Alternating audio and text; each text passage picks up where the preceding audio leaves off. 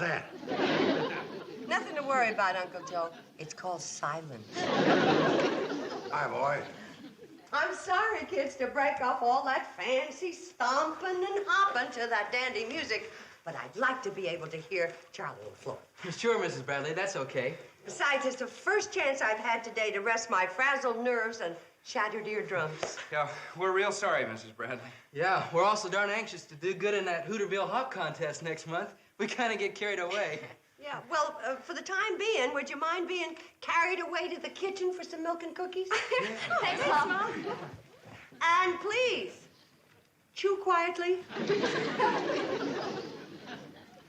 Here you are, Kate. Today's mail.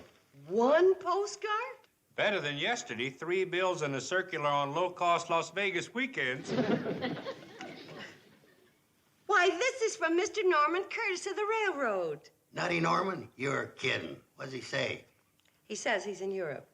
That's no surprise. He also says he's president of the railroad. Sure, Joe, let's see. He says he's in Europe, having a wonderful... Can't make out the next word. Vacation. That's right, vacation. The people here are very... Friendly. Yeah. And the weather is... I couldn't make that out either. Delightful. Thank you, Charlie. I plan to be here 3 months. Regards to everyone. Sincerely, Norman Curtis. Since when did they start spelling sincerely L-O-V-E? Charlie. That's just his way of being friendly. I think it was very nice of Mr. Curtis to think of us all the way over here from Paris. Paris. Ha! He's pathetic. No, he's not. And I'm worried. Suppose Mr. Bedloe comes up with another scheme to close down the Cannonball while he's gone. Now, you know that Mr. Curtis is always on our side. So what? Nutty Norman ain't any more president of that railroad than I am. I don't know. But in some way, Mr. Curtis seems to be Mr. Bedloe's superior. That don't prove nothing. Who ain't?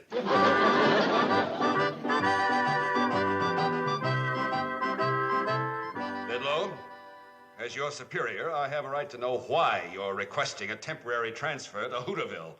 Mr. Giddings, you know that miserable Hooterville Cannonball is the one rotten apple in the whole CNFW barrel.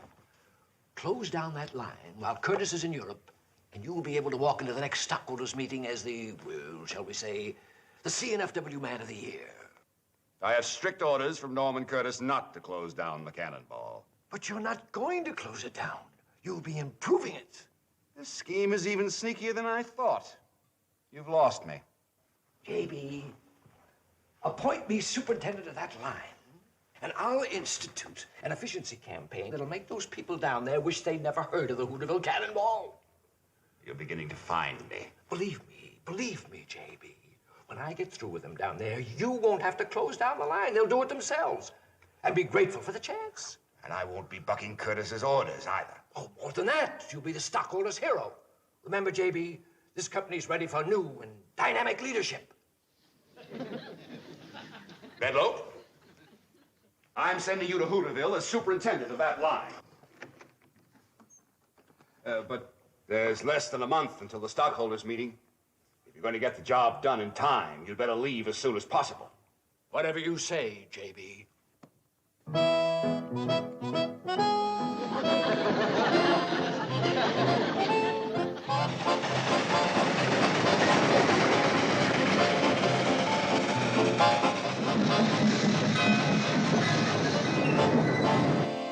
Kate, Joe. Hi, boy. Beautiful day, ain't it? Makes a man glad he's alive. Good morning, everybody. I wish I was dead. Homer, Bedloe, what are you doing in Hooterville? That's like asking a fox what he's doing in the hen house. Oh, that's very witty, Mr. Carson. I'm going to enjoy living with you at the Shady Rests. You're staying here? For how long? Only as long as it takes to get the job done. Mrs. Bradley, do you have yearly rates? Mr. Bedlo, what are you talking about?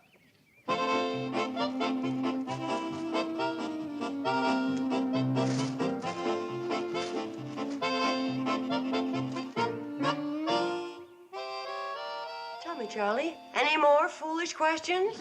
But, Mr. Bedlo, Now, stop mumbling, man, when you're talking to the new superintendent of the Hooterville Cannonball. Now, come along, let's get going. Get going where to? To work. We've got a schedule to keep. What schedule? This schedule. A schedule for the Cannonball? The thought of that makes my heart jump up into my throat, Mr. Bedloe. Well, swallow it. Let's get going. We've got to be in Hooterville in 12 minutes. What for? Because it says so here.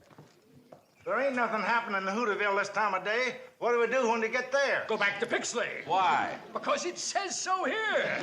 Mr. Bedlo, we can't follow a schedule like this. Why, it calls for 14 runs a day. 15. You're forgetting the 4 a.m. milk run. Who drinks milk at 4 a.m.? Now stop stalling and get on a train. Just a minute, the boys haven't eaten yet. And Charlie always gets dizzy spells when he doesn't get his proper nourishment. Yeah, he's been known to get dizzy 10 or 12 times a day. Mr. Bedlo, we're not leaving till we have our lunch. Just a minute. I'd like to read to you Article 7 from the Book of Rules of the CNFW Railroad. Insubordination. Any employee who disobeys an order from a superior is subject to immediate dismissal. I guess you better go, boys. And I'll fix you some sandwiches to take along with you. Article 26. Eating or drinking while on duty constitutes a violation of the CNFW rules governing deportment. This is also covered by Clause 96, road etiquette. We get the point, Mr. Bedlo. Don't worry, boys. I'll keep the food warm for when you stop on your way back. What stop? You might as well know now, Mrs. Bradley, that the Cannonball is only making 3 stops a day at the Shady Rest. In the morning, to pick me up. At noon, for lunch. And in the evening, to bring me back again. Is that last stop necessary? It's covered by Article 32, welfare and comfort of the supervisory personnel. That's what it's all about. I might have known it's another one of your low-down, sneaky schemes to shut down the Cannonball. I couldn't have described it better myself, Mrs. Bradley. Beautiful, isn't it? We're pulling out in 1 minute. I ain't going. You have to. That's what he's trying to do, get you to quit. Just like he's trying to shut down the Shady Rest with those 3 stops a day. I knew that guy'd never change. He's got a one-track mind. Yeah, the track from Hooterville to Pixley.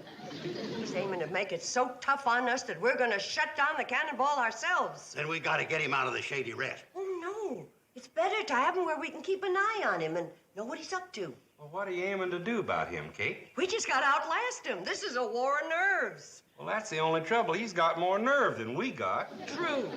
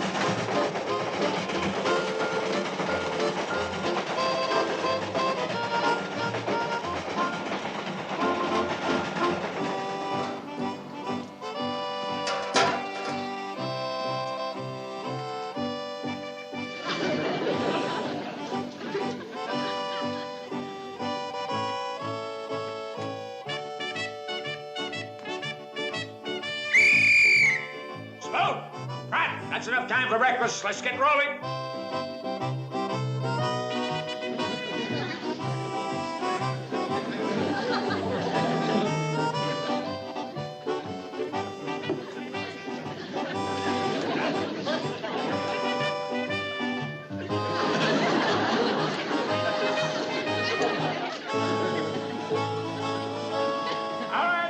This isn't the old days. Let's look alive. I'm sorry, Kate. That's all I got time for now. You did pretty good today. You almost got through your first helping. Well, Mrs. Bradley's still hanging on, are you? We got lots of patience, Mr. Bedlo. Yes, but no guests. Not since I put in that new schedule. I don't know why Pratt and Smoot haven't thrown in the towel. Unless it's because they wanted for one good cry. You never managed to beat us before. Don't you think you're a mite overconfident? Nonsense. I can finish you all off in one day. My only reason for stretching it out is my analyst told me I don't get enough pleasure out of life.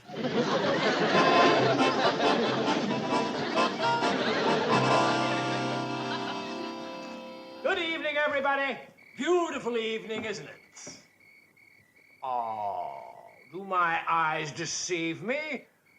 Is it possible that I am witnessing a touch of communal despair? What a picture you make. If only I was an artist and could immortalize this moment in oils, I assure you the painting would occupy a prominent place on my office wall and forever in my heart. Mr. Bedlo, if you've got a heart, I'd like to see it. Yeah, me too. Right out in the open. What'd you do with Floyd and Charley? They're fast asleep at their post in the locomotive cab. That way they thought they'd get a good night's sleep. Those two poor boys sure have a good rest coming to them. Not a chance. In 2.5 hours' time, we're taking a practice emergency run. Oh, what a lovely night for a train ride. You won't think it's such a lovely night when all you get for supper is a cucumber sandwich. I had a hunch something like that would happen. The Pixley Diner barbecues a fine chicken. One of you girls bring a plate up to my room. But oh, by the way, Mrs. Bradley, since you won't be cooking dinner for me tonight, I'll naturally expect you to deduct it from my bill. If I was a younger and stronger man, I'd sure show him. Yeah, Uncle Joe, you'd knock his block off, huh? No. I'd walk all the way to Pixley and get me some of that chicken.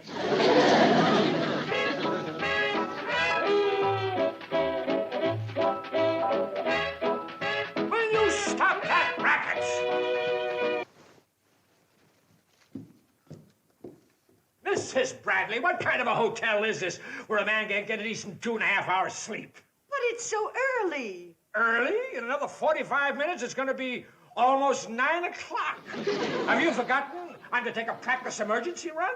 Who could forget an absolute necessity like that? This is too much. You're right, Mr. Bedlo. This is too much. We've had enough of your ridiculous rules and schedules. You've been acting like a child, complaining like a child, and now you're even going to bed like a child. What you need is a good spanking. No, Mrs. Bradley. I'm a guest here. I didn't pay for this kind of treatment. That's okay. The spanking's on the house. You know, Mrs. Bradley, at this moment, you remind me very much of my mother. And we didn't get along either.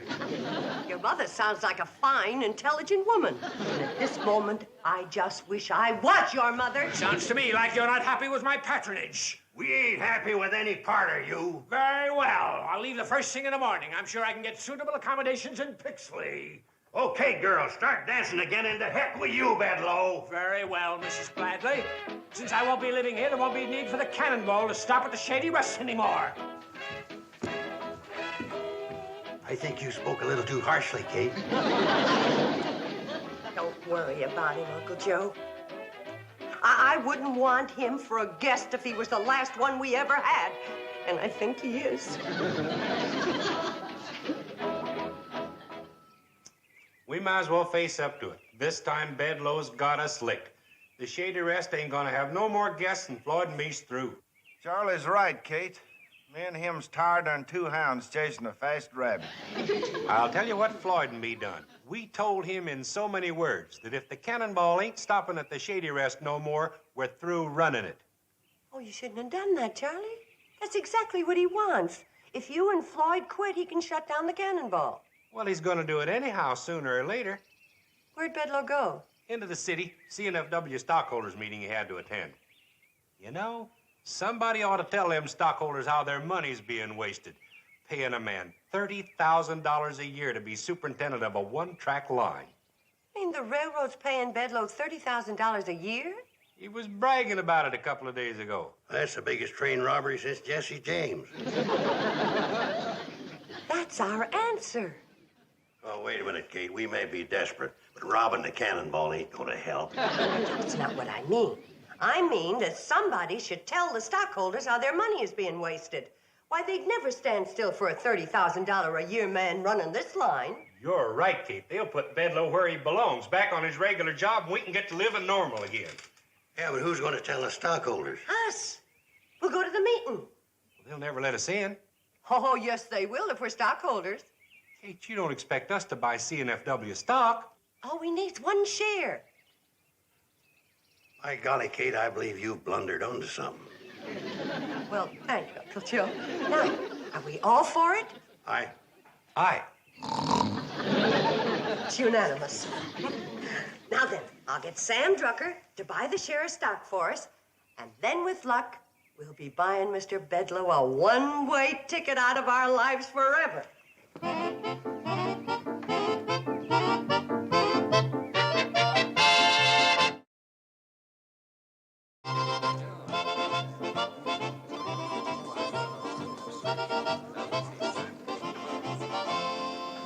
JB, when those two imitation railroad men told me they were quitting, I knew that my mission was accomplished. You did it, huh? Yes, sir, JB. We've seen the last of that disgraceful traveling eyesore. Good. Then I can announce that the Cannonball is out of business. It's going to be scrapped. Right. That's one headache that's gone forever. Well, looks like we're getting some visitors. Oh. Excuse me a minute, JB. Just a minute. You can't come in here. Why, hello, Mr. Bedlo. Well, this meeting is for the stockholders of the CNFW. That's us. Here's our share of stock. Hooterville Investment Fund? And we're the Homer Bedlo fan club. Oh, that's very flattering. It's gratifying to know that my modest efforts in your community haven't gone unnoticed. Bedlo must go. Yeah, there was two more words telling where, but we ran out of girls. But a few people have come here to save the Cannonball. I'm afraid you're a little late. What do you mean? Well, if you'll just sit down and make yourself comfortable, the service is about to begin.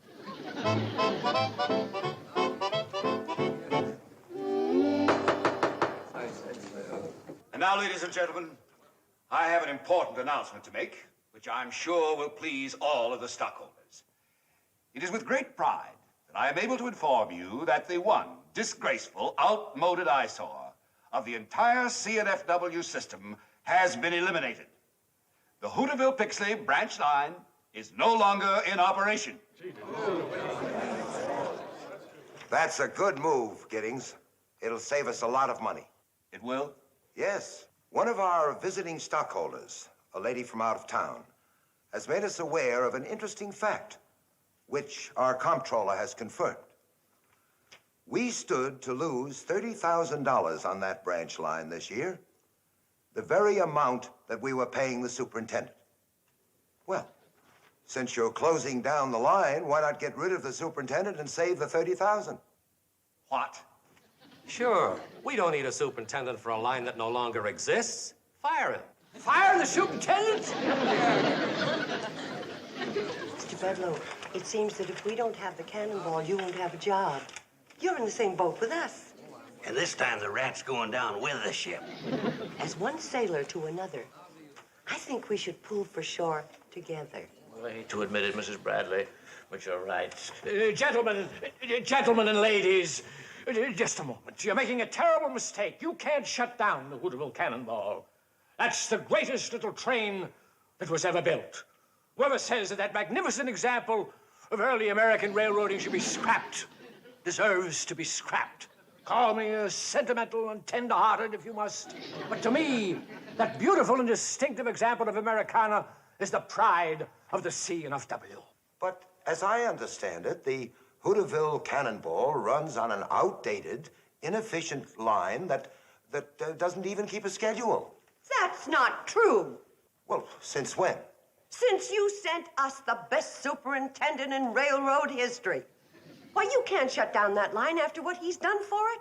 He has given us a schedule that outdoes any other line in the country. Right, Charlie?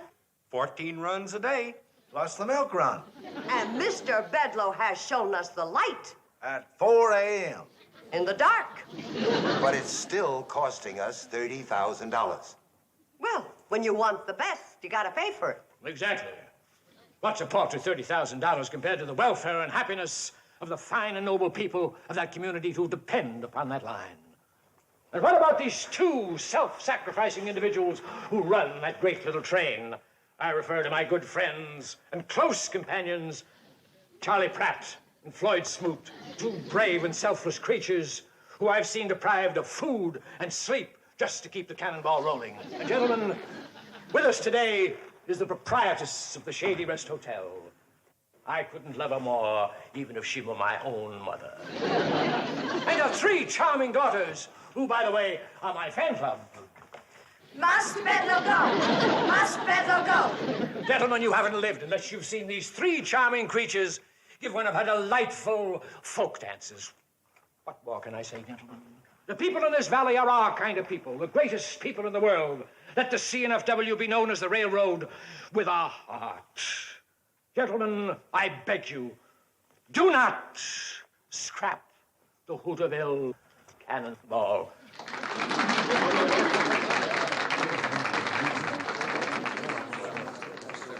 I suggest that the CNFW be known as the railroad with a heart. And that we reopen the Hooterville Pixley line and keep on the superintendent. Of course. Gentlemen, we don't want to keep our wonderful superintendent on the Hooterville Cannonball. Well, why not? You were just telling us how much you wanted him. Well, I may be a woman, but underneath it all, I'm a stockholder. It'd be very selfish of us to want to keep Mr. Bedloe in Hooterville. He should be sent to other troubled spots. Yeah, Trouble's his middle name. Did you hear that, Giddings? I certainly did. And I know just the place where Mr. Bedloe should be sent. To our newly acquired railroad line in Kodiak, Alaska.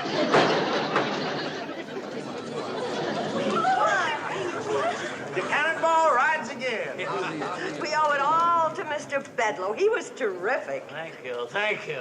Yeah, we won't forget you, Bedlo, even though you are way up there in Alaska. You can thank Kate for keeping your job for you. Oh, it was nothing. After all, we were in the same boat together, weren't we, Mr. Bedloe? Only while we were sinking. From now on, it's war again. Of course. After you get back from Alaska. You know, Mr. Bedloe, I think those Eskimos up there are gonna take to you just like we did. Let's go.